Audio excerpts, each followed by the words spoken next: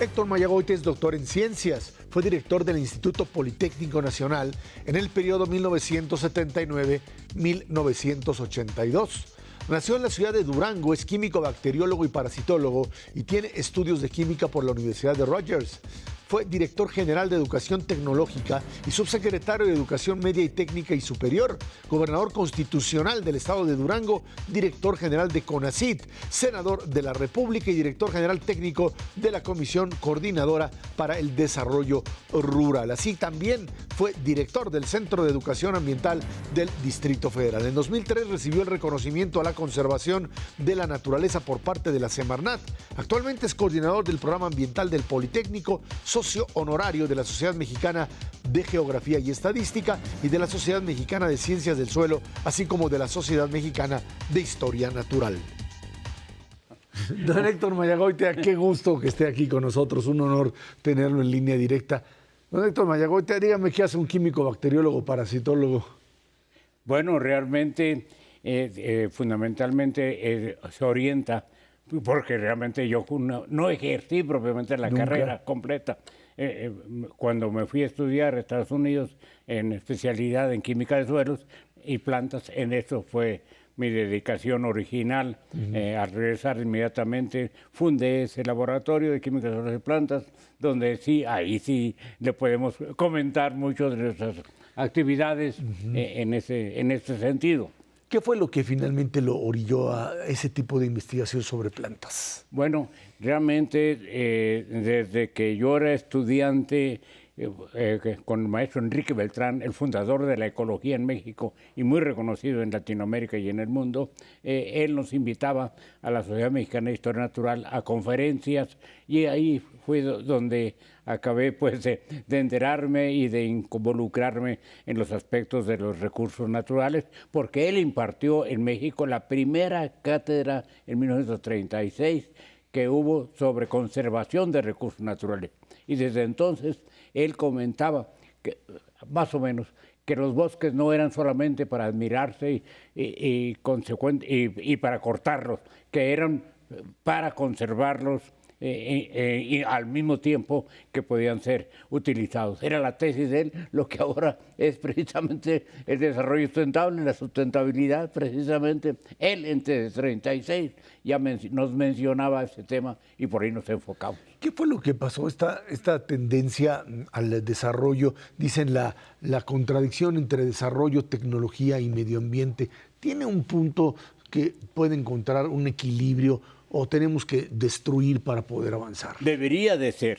Y bueno, en particular, creo yo que el arranque propiamente de crear conciencia y acciones concretas nace desde 1972, cuando ya en la reunión específica en la Cumbre de la Tierra en Brasil, donde se señalaba inclusive como una aspiración de que todos los países debíamos de buscar el desarrollo sustentable y específicamente en lo que respecta a lo que estaba afectando más seriamente a los recursos naturales y al hombre en general sobre el medio ambiente, a que se buscara que con base en 1990, que por favor regresáramos a que las emisiones de gas de efecto invernadero regresáramos a la de 90, no más.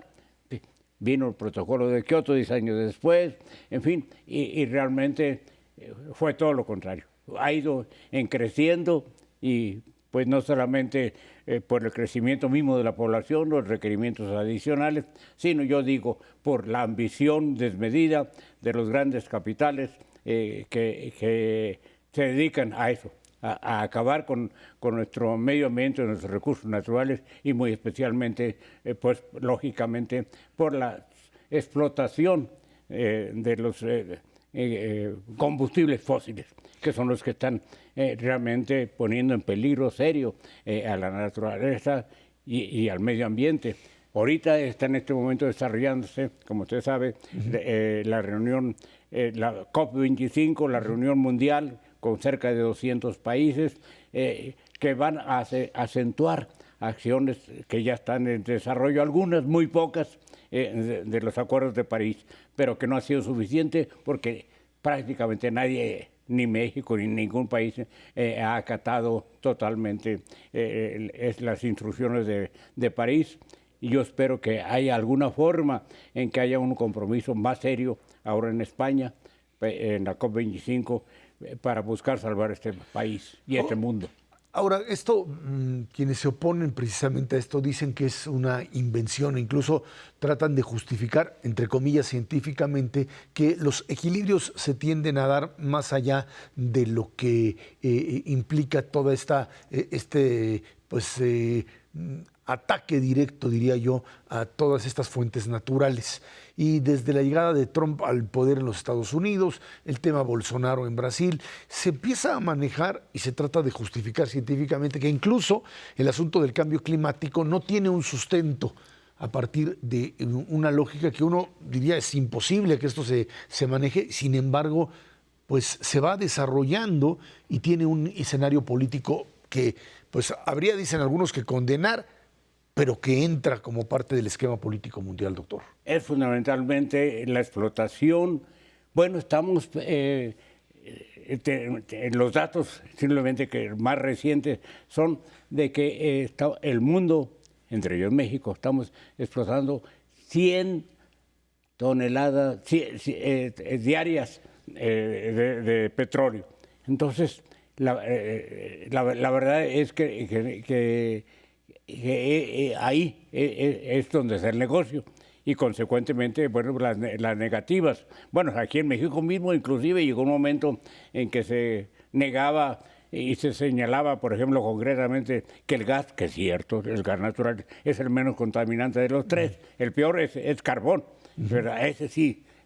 A ustedes recuerdan 1952, los problemas en Londres con muertos y decenas de hospitalizados, precisamente porque el carbón tiene además dióxido de azufre que llega a los pulmones y causa desastres. Bueno, Trump precisamente acabó con los señalamientos de Obama, que había restringido y disminuido sustancialmente la explotación de minas de carbón. Trump las abre de nuevo, le da mayores facilidades y bueno, desgraciadamente hasta en México se ha hablado también de abrir nuevas plantas de carbón, ¿verdad?, cuando son el peor contaminante definitivamente.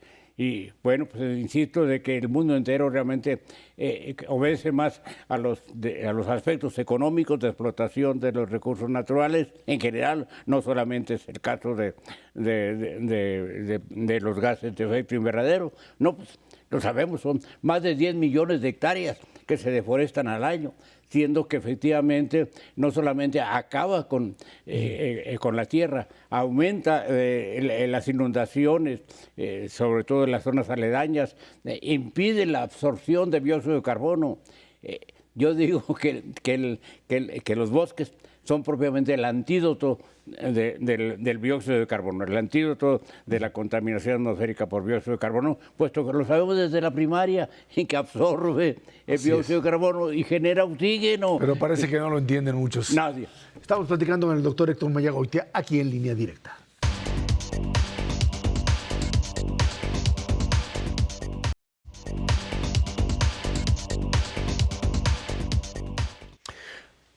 Dicen que las guerras que se han desatado por el tema de petróleo terminarán siendo luego guerras desatadas por el agua. Lamentablemente así es. Y está aconteciendo. Y está aconteciendo. El tema de la escasez del vital líquido termina por convertirse en algo que muchos también hacen a un lado como algo que puede eventualmente resolverse, pero que para muchas zonas del planeta se ha convertido ya en un problema tan serio que genera conflictos no solamente ecológicos, no solamente de medio ambiente, sino conflictos de una naturaleza tal en donde la vida humana y por supuesto la vida animal y vegetal está en riesgo, doctor. Efectivamente, está calculado que cerca de 1000 personas en el planeta de 1.000 millones de personas no reciben agua diariamente o de la calidad adecuada. Pero mire usted, ¿para qué nos vamos tan lejos?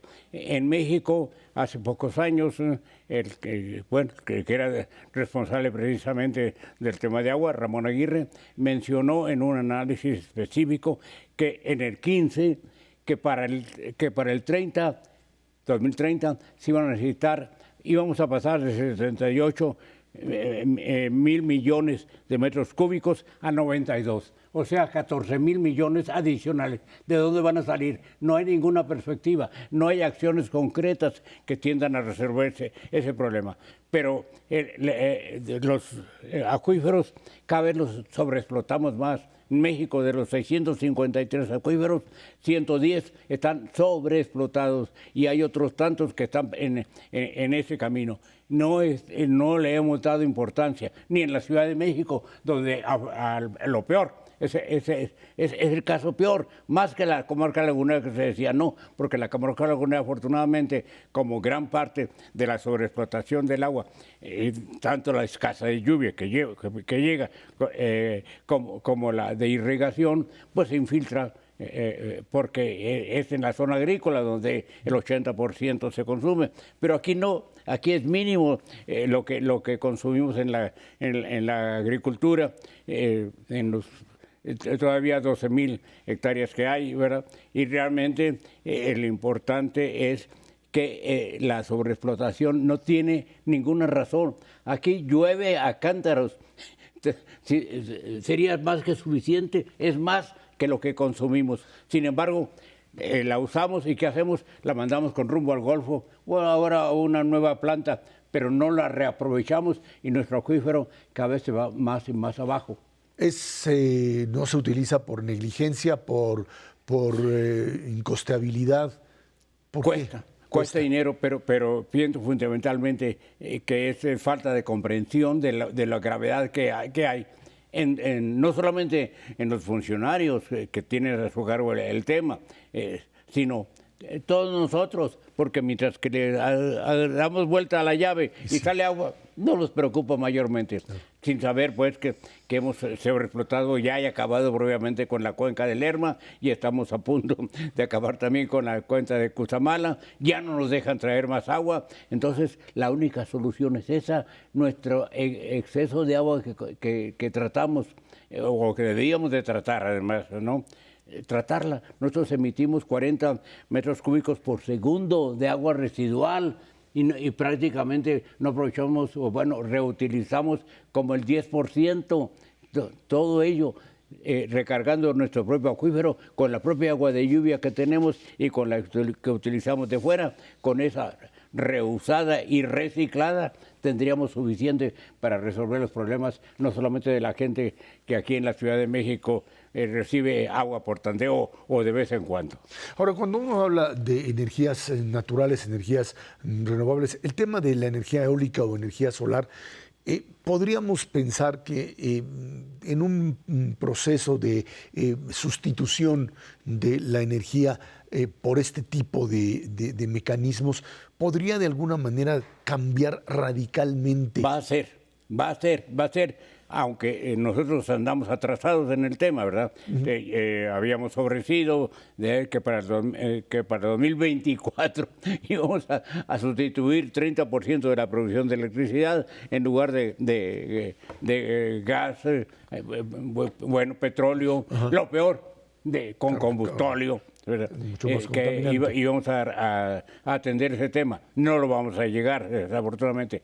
En el mundo, afortunadamente, cada vez la situación es más comprensiva. Mire usted, de lo que comentaba usted, de las fuentes renovables, ¿cuál es el país, o cuál es la ciudad, o cuál es la región más productiva de petróleo? Texas. Pues está poniendo, pero en cantidades exorbitantes, plantas eólicas y plantas solares.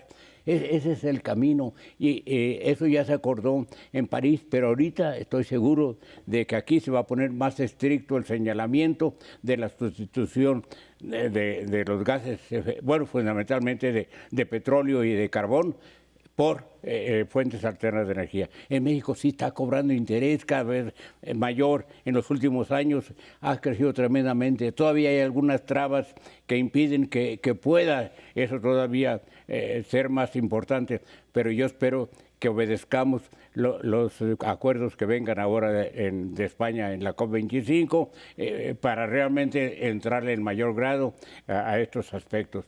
Acabo de escuchar ayer de parte de Romo que en una segunda tanda de inversiones va a incluir el tema de energía. Yo espero que se refiera precisamente a energía renovable, no a seguir dependiendo de petróleo y especialmente de carbón, porque ese sería un desastre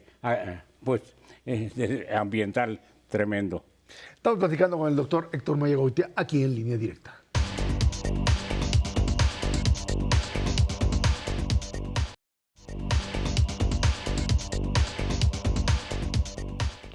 Doctor Héctor Mayagoitia, el tema del calentamiento global termina por generar también desequilibrios, deshielos, cambios en la temperatura del planeta. Decían que pues, puede incluso para dentro de 20, 30 años aumentar hasta 5 grados. Esto ha venido a cambiar también no solamente las propias temporadas de lluvia y de sequía, inundaciones como tales, sino también incluso el problema de cultivos y el problema específico de producción de determinado tipo de bienes como incluso el mismo petróleo, el tema del fracking, el tema de tratar de buscar una mayor explotación petrolera, el tema de pues, los transgénicos que terminan también por ser parte de esta discusión entre el avance tecnológico y directamente lo que podríamos llamar el equilibrio ecológico como tal. Efectivamente.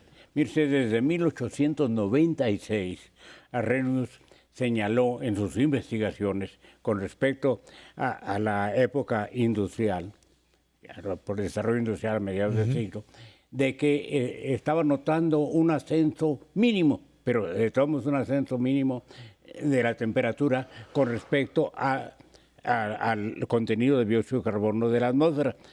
Señaló desde entonces que si llegaba a duplicarse esta situación, iba a haber, a mediados de este siglo, iba a haber grandes desastres. Hacia allá vamos.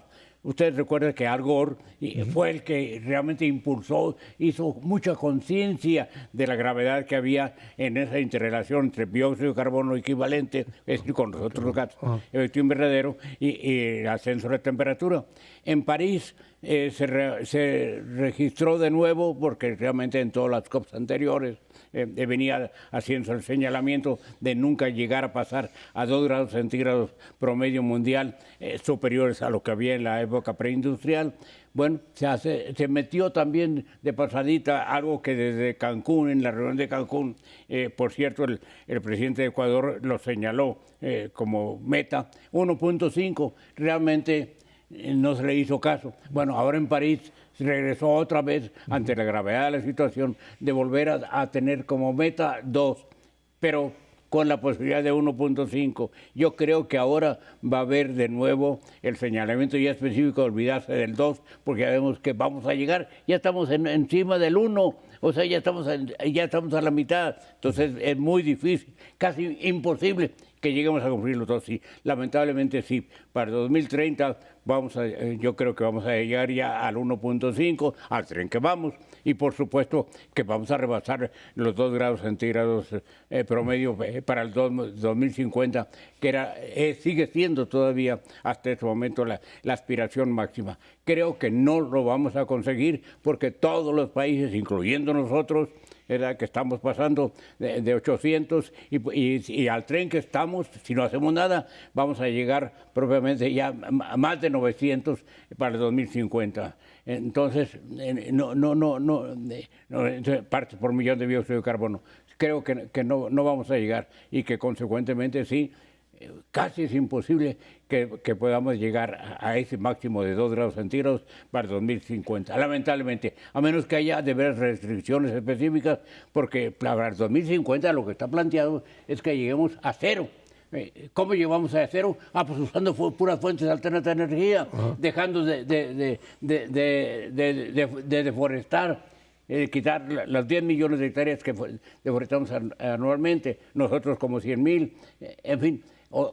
Pero no quiere decir que no usemos la madera, que no quiere decir que no lo no, nada más que haya un contraparte de que tanto que necesitamos cortar porque el desarrollo tiene que seguir adelante.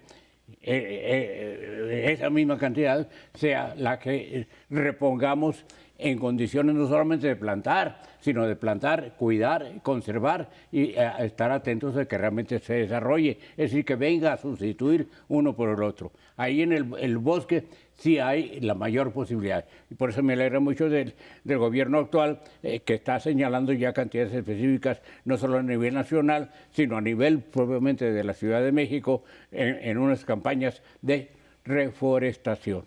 ¿Qué opina de las técnicas de fracking y el otro tema que le mencionaba yo de transgénicos? ¿Es parte de un desarrollo que está equilibrado o es prácticamente, como muchos opinan, pues entrar de lleno a lo que sería una ruptura total con los equilibrios? Mire usted, en el caso de fracking, realmente no hay suficientes estudios como para decir definitivamente todos los daños que ocasiona. Pero por lo menos lo que sí ocasiona es que hay un incremento en la producción petrolera y en la producción petrolera que es por dinero, claro. Y que eso ha permitido que Estados Unidos prácticamente ya se está independizando del petróleo, ¿verdad? Porque está sacando gas fundamentalmente de fracking. Pero sí, efectivamente hay señalamientos en cuanto a la contaminación del agua por los ingredientes químicos que se utilizan, en fin. Y en el caso de los transgénicos, igual, no hay suficientes elementos como para garantizar efectivamente que los daños, porque frecuentemente los daños no se dan al año o a los 10 años, se dan en el futuro.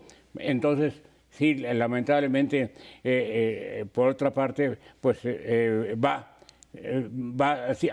haciéndonos dependientes de los grandes productores de transgénicos. Eso es lo que tenemos absolutamente, definitivamente que evitar, independientemente de que ya estamos consumiendo muchos transgénicos. Todo lo que importamos, o sea, les recuerdo que más del 40% de nuestros alimentos provienen del extranjero y de Estados Unidos en particular. Lamentablemente estamos dependiendo alimentariamente, estamos perdiendo nuestra soberanía alimentaria. Doctor Héctor Mayagoitia, un placer platicar con usted. Fue el doctor Héctor Mayagoitia aquí en Línea Directa.